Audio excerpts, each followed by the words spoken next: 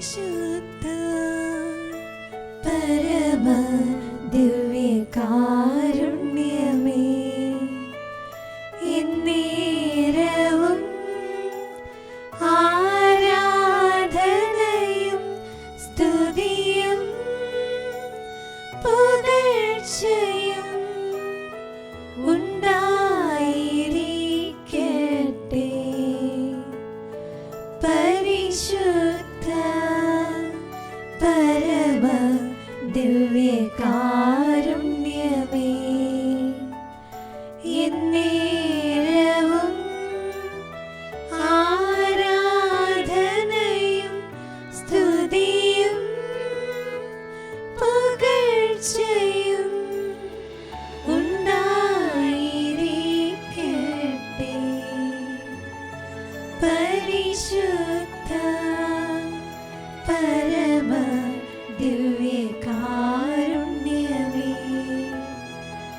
എന്നേരവും ആരാധനയും സ്തുതിയും പുകഴ്ചയും ഉണ്ടായിരിക്കട്ടെ.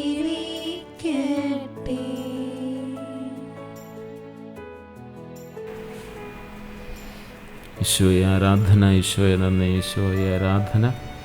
ബുദ്ധിവികാരണനാഥനായ ഈശോയെ, ഞങ്ങളെ പരിപൂർണമായി അങ്ങയുടെ സജീവ സാന്നിധ്യം മനസ്സിലാക്കി ഞങ്ങളെ സമർപ്പിക്കുന്നു.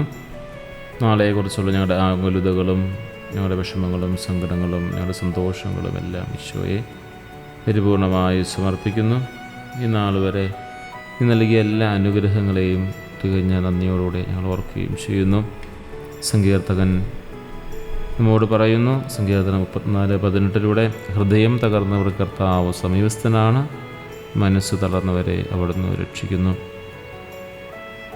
3 ചിന്തകളാണ് ഈ വചനവുമായി ബന്ധപ്പെട്ട് അവിടുന്ന് ആരാധനയ്ക്ക് എടുക്കുക.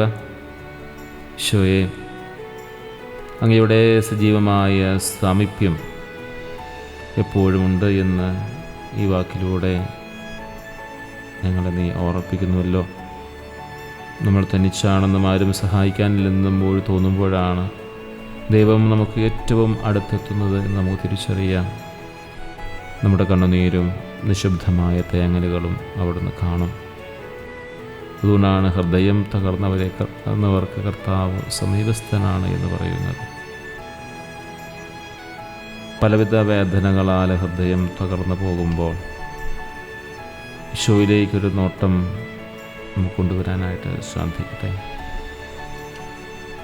രണ്ടാമത്തെ ആരാധനയുടെ വിഷയം തകർച്ചയിൽ നിന്നുള്ള രക്ഷയാണ്. ജീവിതത്തിൽ വീഴ്ചകളോ തകർച്ചകളോ ഉണ്ടാകുമ്പോൾ ദൈവം നമ്മെ കുറ്റപ്പെടുത്തുകയില്ല, മറിച്ച് നമ്മെ താങ്ങി എഴുന്നേൽപ്പിക്കുകയാണ് ചെയ്യുന്നത്. അവിടെയാണ് സങ്കീർത്തനം പറയുന്നത്, മനസ്സ് തളർന്നവരെ അവിടുന്ന് രക്ഷിക്കുകയാണ് ചെയ്യുന്നത്, കുറ്റപ്പെടുത്തുകയല്ല ചെയ്യുക.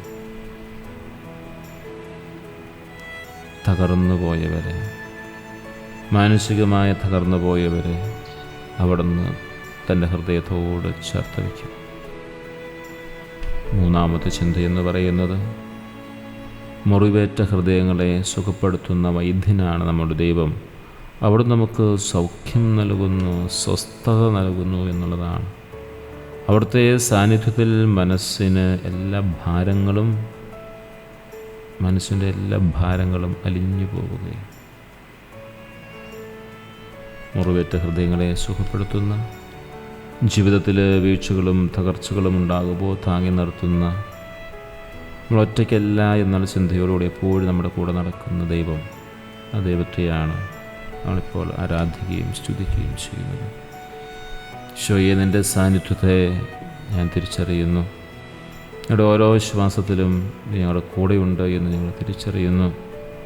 ഈശോയെ, എൻ്റെ മനസ്സിൻ്റെ വേദനകളെയൊക്കെ, എല്ലാ ഭാരങ്ങളെയും ഏറ്റെടുക്കാൻ സാധിക്കുന്നവനും, സമാധാനം എൻ്റെ ഹൃദയത്തിൽ നിറയ്ക്കാൻ സാധിക്കുന്നവനും, എൻ്റെ പുറമെയുള്ള അല്ലെങ്കിൽ അകമയുള്ള എല്ലാ അസ്വസ്ഥതകൾക്കും എല്ലാ വേദനകൾക്കുമൊക്കെ മുകളിലാണ് നിൻ്റെ സാന്നിധ്യവും നിൻ്റെ കൃപകളും നിൻ്റെ അനുഗ്രഹവും എനിക്കറിയാം. ഈശോയെ നന്ദി.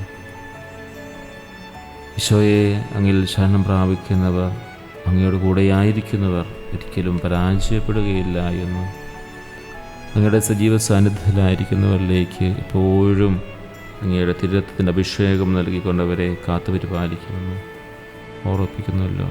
ഈശോയെ നന്ദി, ഈശോയെ ആരാധന, ഈശോയെ സ്തുതി.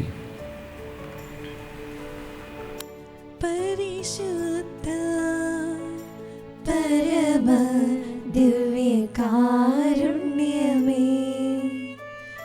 എന്നേരവും ആരാധനയും സ്തുതിയും പുകഴ്ചയും ഉണ്ടായിരിക്കട്ടെ.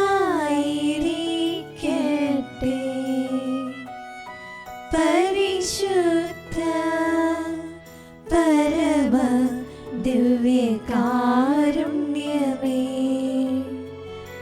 എന്നേരവും ആരാധനയും സ്തുതിയും പുകഴ്ചയും ഉണ്ടായിരിക്കട്ടെ.